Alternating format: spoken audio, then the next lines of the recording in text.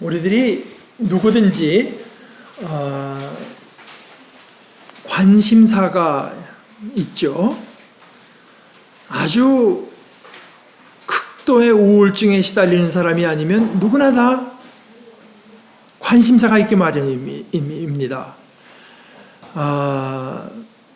그런데 그 관심사 중에서도 제일 큰 관심사가 여러분 뭡니까? 제일 큰 질문, 제일 궁금한 거 뭘까요?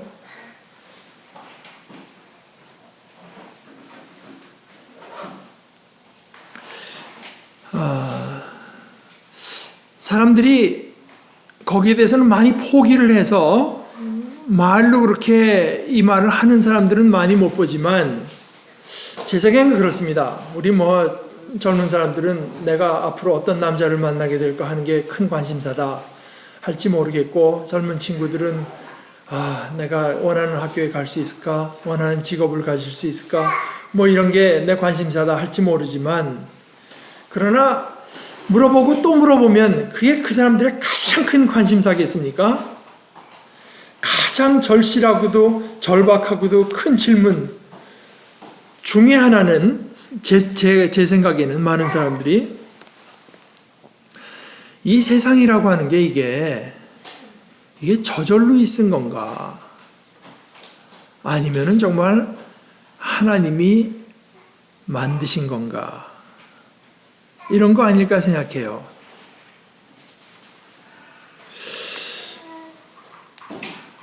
이거 그냥 지금 이제 과학자들이 말을 하는 거는 100몇십억 년 전에 빅뱅이라고 큰 폭발이 있어서 우주가 생겼다는 건데, 그래도 뭔가 있으니까 폭발했을 거 아닙니까? 그게 그냥 영원 전부터 저절로 있던 거야? 아니면은 아무것도 없다가 하나님께서 생겨라 해서 생긴 거야? 근데 여러분 아시다시피 우리 성경의 대답은 거기에 대해서는 분명합니다. 그렇죠? 이 세상의 만물이라고 하는 것이 그냥 저절로 존재한 게 아니라 하나님께서 있으라, 생겨나라, 그래서 생겨났고, 또 하나 성경이 얘기하는 거는 있으라 그래서 생겨났을 뿐만 아니라 하나님께서 이렇게 생겨나라, 어떤 하나님의 뜻이 있으라고 해서 그 하나님의 말씀대로 생겨났다는 것입니다.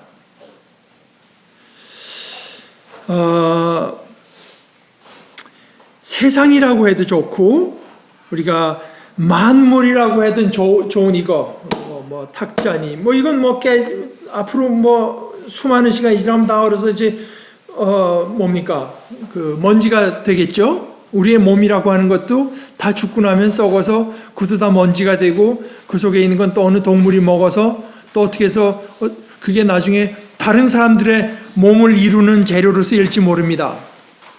그런데 이 세상이라고 해도 좋고 우리가 만물이라고 불러도 좋은 이거는 스스로 존재한 것, 그냥 저절로 있은 것이 아니라 말씀에 의해서 생겨나라, 있어라, 말씀에 의해서 있게 됐고, 어느 것 하나도 이 말씀 없이 생겨난 것은 하나도 없습니다 하는 것이 오늘 우리가 읽지 않았지만 저 위에 요한복음 1장 3절에 말한 것입니다. 모든 것이 그 말씀으로 말미암아서 창조되었으니 그가 없이 창조된 것은 하나도 없다. 하나도 없다. 저절로 있은 것은 하나도 없다. 이 말씀은, 생겨나라고 한 이 말씀은 없던 만물이 생겨나게 했을 뿐만 아니라 이 말씀이 말입니다. 이 만물을 생겨나게 했고, 사실은 이 말씀 안에 생명이 있어요. 여러분 잘 생각해야 됩니다. 이 말씀 안에 생명이 있습니다. 이 말씀 안에. 내가 지금 말하는 생명이라고 하는 것은 우리는 진짜 생명, 참 생명, 이거 언제건 있는 것 같은데 나중에 보면 갑자기 뭐 교통사고가 나서 뭐 없어지거나 그렇게 뭐 무상하게 변하는 세상의 일에 좌우되지 않는 이 세상이 사실은 만들어낼 수도 없고 없앨 수도 없는 진짜 생명, 영원한 생명을 제가 말하는 것입니다. 그 생명이 이 말씀 안에 있습니다. 물론 이 자연의 법칙, 생명의 생멸, 생기고 멸망하는 생멸의 이치에 따라서 생겨나고 없어지는 내가 지금 숨쉬고 심장이 뛰고 체온이 있고 하는 이런 생명도 물론 귀하긴 귀합니다. 그렇죠? 여러분이 가진 것 중에 생명보다 귀한 게 뭐겠습니까? 그러나 이런 물질적인 생명 말고 이 말씀 안에 있는 생명, 이것은 이 자연 피조물의 변화에 따라서 생기기도 하고 없어지기도 하는 그런 것이 아닙니다. 왜냐하면은 이 말씀, 이 생명을 품고 있는 말씀은 이 말씀이 곧 하나님이시기 때문에 그래요. 하나님이기 때문에. 창조주 하나님께서 품으신 뜻이 있고 그 말씀, 그 뜻을 따라서 그대로 실제로 창조를 이루신 분은 보세요. 하나님은 창조의 주인이십니다. 말씀하세요. 근데 그 말씀으로 이 세상을 만드시는데 그러니까 그 말씀이 실제로 세상을 창조한 겁니다. 이 말씀, 창조를 이루신 분은 어떻게 보면 이렇게도 부를 수 있어요. 말씀 하나님, 말씀 하나님이라고도 부를 수 있습니다. 요한복음 1장 1절에 이렇게 말합니다. 태초에 말씀이 계셨다. 그 말씀은 하나님과 함께 계셨다. 그 말씀은 하나님이셨다.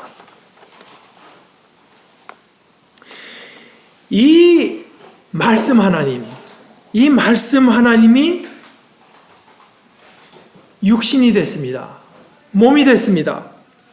그리고 육신으로, 인간으로 우리 가운데 사셨습니다. 예수 그리스도는 우리 가운데 거하시며 사셨던 하나님이십니다. 그가 이 땅에 탄생하신 것은 자신이 지으신 세상, 자신의 세상, 자기 것인 세상에 온 것입니다. 그런데 그 백성, 자기의 왕국, 자기 땅에 왔는데 세상이 그를 알아보지 못했어요. 세상이 그를 알지 못했어요. 자신의 주인된 그를 알지 못하고 그저 육신을 입었으니까 자기들과 그저 같은 존재겠거니 그렇게 여겼습니다. 왜 그랬을까요? 여기 이제 요한복음 전체를 통해서 말하는 것이 뭐냐? 가장 중요한 것은 이 세상이 말입니다. 다시 말해서 우리가 잘 들어요. 세상으로 족하게 여겼기 때문입니다. 세상으로 족하게 여겼어요. 조금 더 정확하게 표현하자면 세상으로 족하다. That's enough. 세상으로 족하기를 원했기 때문입니다. 우리가 살면서 다 우리 속에 뭔가 부족한 걸 느낍니다. 그런데 내게 뭔가 이렇게 부족한 그 이유가 지금 이 세상에서 가질 수 있는 무언가를 가지지 못했기 때문이다. 이렇게 고집했기 때문입니다. 그 생각을 버리지 않았기 때문이에요. 그 어떤 것, 내가 저것이 있으면 만족할 수 있는데 저것이 없다. 한 그 어떤 건 뭐냐? 그거는 뭐 돈일 수도 있고 또는 쾌락일 수도 있고 또는 지식일 수도 있습니다. 이건 뭐 사는데 즐거움이 있어야지 이게 사는 게 아니다. 그저 즐거워. 우리 한국 노래 중에 가장 유명한 노래 노세 젊어서 노세. 충분히 못 놀아서 이게 사는 게 아니다. 뭐 지식일 수도 있습니다. 내가 뭐 여러 모든 것들을 알 수 있으면 내 삶이 만족하겠는데 또 권력일 수도 있어요. 힘이 없어서 내가 권력이 없고 힘이 없어서 저 인간들이 하는 대로 끌려다닐 수밖에 없고 저 사람들이 하는 대로 그냥 내 뜻과는 반해서 살 수밖에 없구나. 내가 저 권력만 있으면 참 족하겠다. 또는 다른 사람들로부터 인정받는 것일 수도 있습니다. 그러나 조금 더 심각하게는 이것이 종교일 수도 있습니다. 종교. 그런데 사실 그 어떤 것을 소유한다고 해도 결코 인간이 족할 수는 없습니다. 족할 수는 없어요. 어떤 걸 소유한다고 해도 그것을 우리가 생명이라고 부를 수는 없어요. 생명에는 미치지 못한다는 얘기입니다. 예수님께서 누가복음 12장 15절에 말씀하시기를 삼가 모든 탐심을 물리쳐라.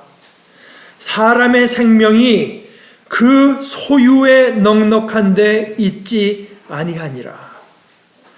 우리가 남들이 가질 수 없는 큰 재산과 힘과 지식과 모든 사람들로부터 칭송받는 인정을 받았다고 해도 사람의 생명이 거기에 있지는 않다. 짐승은 먹을 것이 넉넉하고 자기를 해치는 존재가 없고 또 짝을 찾으면 그걸로 족할 것입니다. 그러나 인간은 하나님의 형상을 따라서 만들어진 인간은 말입니다. 나와 함께 계시는 하나님, 나를 찾아와서 함께 계셔주시는 하나님, 임마누엘 하신 하나님, 자신을 사랑으로 지으신 분이 아니면 결코 채워지지 못합니다. 사람은 그렇게 귀하게 지어졌습니다. 이걸 인정하지 않으면 결코 예수가 누군지 알아볼 수 없습니다. 이걸 인정하지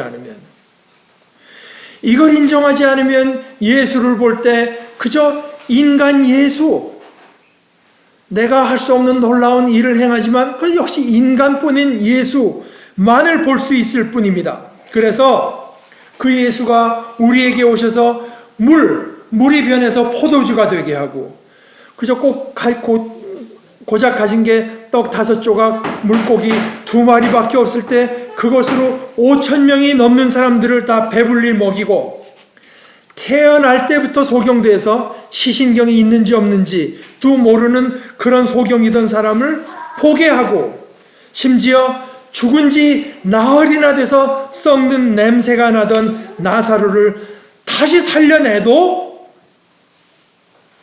이것을 인정하지 않으면 예수님의 모습에서 하나님의 외아들의 영광은 보지 못합니다.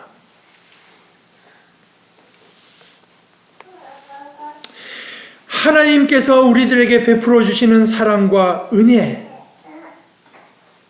이 세상 사람들뿐이 아니라 바로 그 하나님께 귀히 여김받는 것, 내가 스스로 나는 가장 귀한 존재야, 천상천하에 나처럼 귀한 존재는 없다, 또는 세상 모든 사람들이 나를 칭송하는 칭송비를 세워주는 이것이 아니라 전능자 하나님께 귀히 여김받는 것,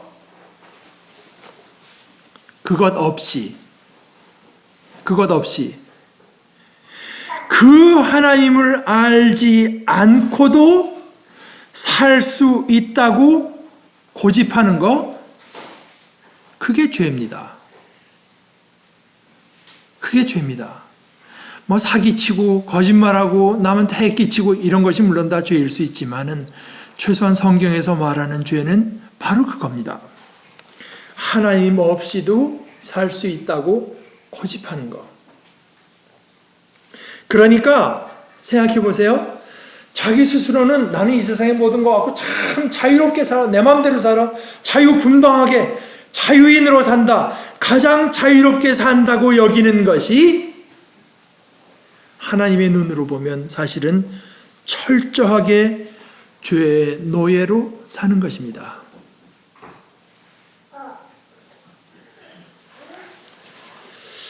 어떤 말이 맞을까요? 그게 정말 자유로운 영혼일까요?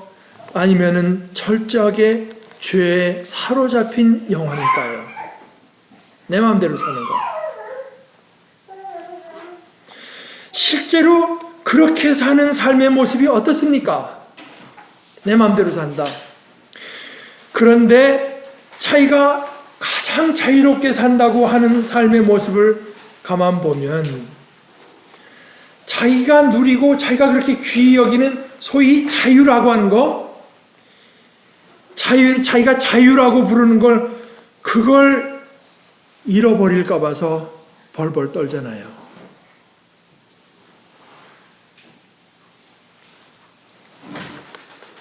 육신의 자유를 잃어버릴까 봐, 아플까 봐,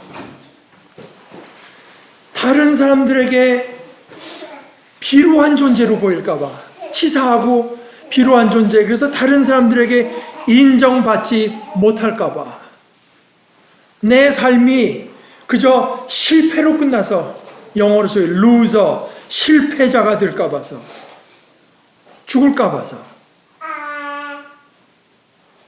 그게 무슨 자유로운 삶입니까? 그것은 어둠이며 종살이이며 죽음입니다. 그 모든 것이 사실은 요한복음의 말씀대로 하면 이 세상이 전부인 줄로 여기는 데서 시작된 것입니다. 비롯된 것입니다. 다시 말해서 이 세상이 전부라고 여기는 것은 별로 문제가 없어 보이지만 그 말을 뒤집으면 무슨 말이 됩니까? 하나님에 대해서 no 하는 것입니다. 그렇지 않습니까? 이 세상이 전부라고 여기는 것은 하나님에 대해서 no 하는 것입니다. 이것을 회개하지 않는 한 결코 예수를 알아볼 수 없습니다. 빛이 어둠 가운데 빛이 돼 어둠이 빛을 알 수 없어요. 자기 속에 비치는 빛조차도 그냥 자기들과 같은 존재인 줄 알고, 왜냐하면 자기가 이게 전부라고 여기니까 그 뭐 나타나도 그것도 우리 가운데 우리가 좀 다르게 생겼지만 우리 가운데 하나겠거니, 자기들 식으로 그 빛을 어떻게 파악하려고 듭니다. 파악하려고. 그러니까 보세요. 예수님께서 오셔서 빛을 행하십니다. 눈뜨게 하시고 표적을 행하십니다. 그런데 그렇게 예수님께서 표적을 행하실 때마다 세상이 그것을 보고 던지는 질문은 똑같습니다. 뭐냐? 그 질문은 영어로 말하면 how? 어떻게 저 사람이 어떻게 저걸 하지? 실로암에 가서 씻겼나? 아니면은 어디 눈을 만진 거야? 어떻게?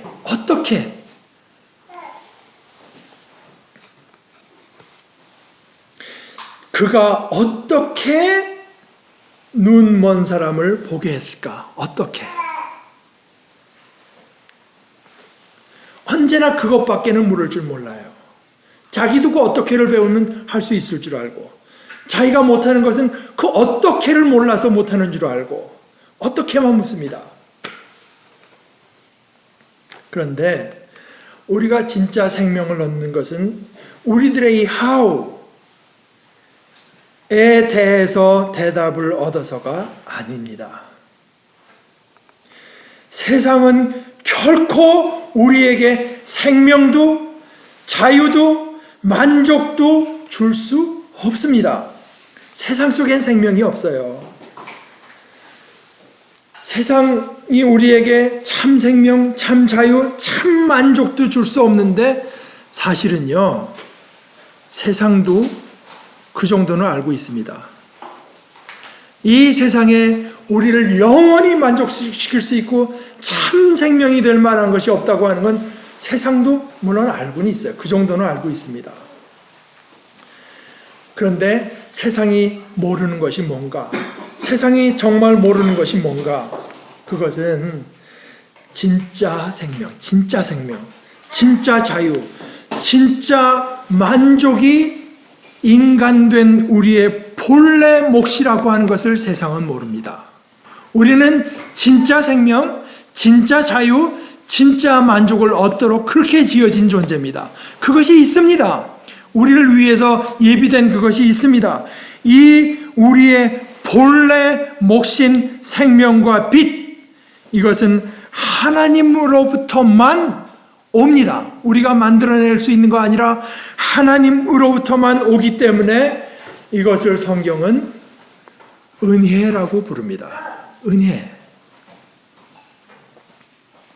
또 이 전보인 듯한 세상, 소위 이 만물이 이 돌, 금광석, 쇠, 이 만물이 가장 틀림없는 것 같고 가장 현실적인 것 같고 진짜로 존재하는 것 같아도 이 모든 것을 지금 있는 이 모습대로 지으신 말씀이 없으면 사실은 이 만물은 아무것도 아닙니다. 말씀이 진짜고 참이고 현실이고 실제고 말씀이 진리입니다. 진리. 제가 오늘 읽은 말씀 가운데 1장 14절을 다시 읽습니다. 그 말씀은 육신이 되어서 우리 가운데 사셨다. 우리는 그의 영광을 보았다. 그것은 아버지께서 주신 외아들의 영광이었다. 그는 은혜와 진리가 충만하였다. 우리 모두가 이 예수님에게서 말입니다. 예수님에게서 아버지께서 주신 아버지의 외아들의 영광을 볼 수 있기를 바랍니다. 다시 1장 12절에 말씀하시길 이렇게 말합니다. 그를 맞아들인 사람들, 예수를 맞아들인 사람들, 곧 그 이름을 믿는 사람들에게는 하나님의 자녀가 되는 특권을 주셨다. 이 예수를 받아들이고 나를 위해서 육신으로 오셔서 우리 가운데 사신 하나님으로 이 예수를 믿을 때 그때 우리는 하나님의 자녀로서 태어납니다. 하나님의 현실이 우리의 현실이 됩니다. 이 하나님의 자녀로서 받는 생명은 생겨나기도 하고 사라지기도 하는 이 만물의 생멸에 종속되지 않는 영원한 생명, 참 생명입니다. 이렇게 태어난 사람은 겉으로 보기에는 우리 부모가 결혼해서 육체적인 관계를 맺어서 그저 태어난 것 같고 어떻게 하다가 이 땅에 그저 인간의 뜻에 따라 태어난 것 같지만 이 예수를 받아들인 사람들에게는 더 이상 그들의 참된 출신이 내 부모가 아니라 하늘 아버지가 됩니다. 하나님으로부터 하나님의 뜻으로 태어난 영원한 생명을 받은 참 생명을 얻은 하나님의 자녀가 됩니다. 우리 모두에게 이 축복이 원하시기를 간절히 바랍니다.